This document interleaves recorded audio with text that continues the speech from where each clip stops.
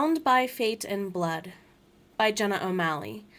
The Merna Annals, Book 1. Chapter 27. Christian. For the first time in days, Christian stayed awake. With the headache disappearing, he found reading less painful. He didn't need to labor the same sentence 12 times to make progress down the page. Bovary's sheaths of parchment, bundled scrolls, and ancient-smelling tomes came at Nephtyri's insistence. Christian understood the Alliance's origins, why they were on the run, and more. As Silas the Slayer and the Gilded Governess's eldest son, Christian should have been the first in line to be trained and tested as a replacement for his father. The Imperial Lord Hunter should have been active in Christian's life and judging his worth from childhood. Nobody matched descriptions of the sinful man, and as far as Christian was aware, he did not receive special training on how to fight a war against immortal beings. His father was the eldest of 6 brothers. 2 died at war, and another one drowned during an expedition with Silas across the Atlantic. Given Silas's mysterious death, 2 uncles remained. Christian knew so few of his cousins, too. It could be any one of them, he thought out loud, which is why Nephtyri protected me when she realized I did not know my future role in the guild. Wise of you, lass. So wise. He pulled away from a parchment of his father's family tree and stretched. Muscles complained less this time, and his lower back cracked. You sound like an old man. Takes one to know one, Frey.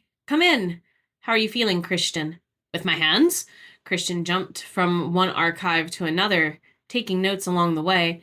Outside the floor, the bed was the best space available to sprawl out the books. Mon chéri, stop wasting your time. You don't seem to be your jovial self, Frey. Should I know how you're feeling? Frey flopped into an armchair next to Christian's family tree. The elders might meet tonight. And one of the topics for discussion is a masquerade. Think of the rowdiest ball you could ever attend and multiply it by 5. Since Tempesh wants to join the gathering, we will have the first celebration in a century with all 7 covens and clans present. Frey offered his flask and chugged when Christian waved the gesture aside. And you sound like a child with all your curious questioning. And you are drunk again, Christian thought before stating, Frey, focus. Are you aware they'll vote on Rochelle's successor? I know the truth. I know Nephtyri should be Uranshifera. Her lineage connects to pharaonic blood. I know what that means for me with the hunters and the elders. My judgment is coming from both sides as an enemy until I prove my allegiance one way or another. They can and will undo you. I am a pawn, Frey. But I would rather die fighting than not try. My family groomed me for a reason, and I must find out why.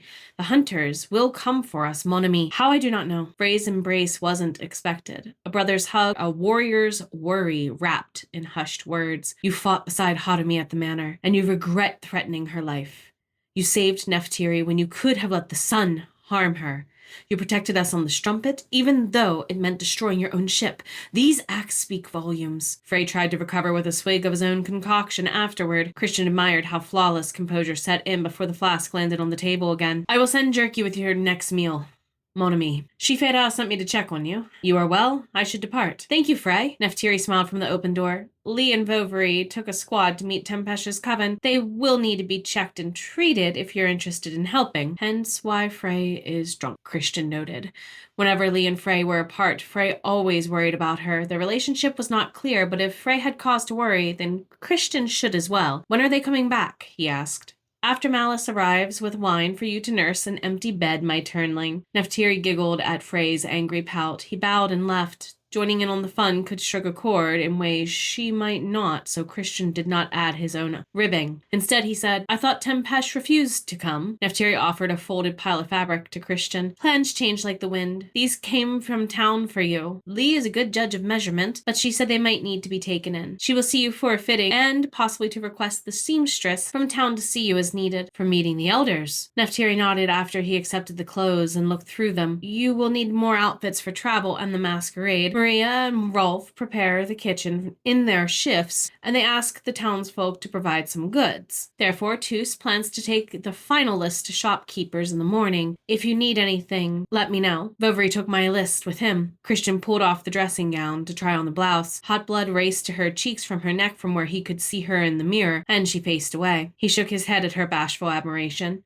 After fiddling with buttons and hems, he cleared his throat and she faced him for inspection. If Lee did as well with the other items she ordered for me, none of this attire should need tailoring. Christian bent in the shirt after tucking it into a pair of pants, making sure they afforded ample movement. She is not far off. She'll dress you for Unai Ankh as well. It'll be here soon. Soon. Such a feast requires planning. Nephtyri sounded pressed for time. I assume duty calls. Quite. The business side of her he grew to appreciate emerged. Would you dine with me before sunrise? How shall I dress? Wear the other garments to see how they fit.